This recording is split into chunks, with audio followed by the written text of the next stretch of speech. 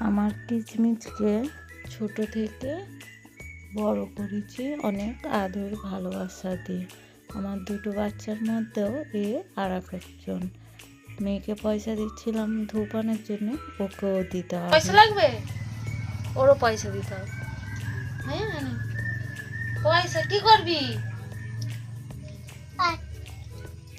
নমস্কার বন্ধুরা, আমি উচিমিতা। দেখলেই তো, স্নান টান করে পুজোর ঘরে গিয়েছিলাম, গিয়ে দেখলাম ধূপ নেই। মেয়েকে বললাম ধূপের দুটো প্যাকেট এনে দাও।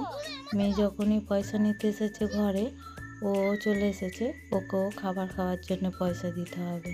ওটা ওর প্রত্যেক দিনেরই অভ্যেস।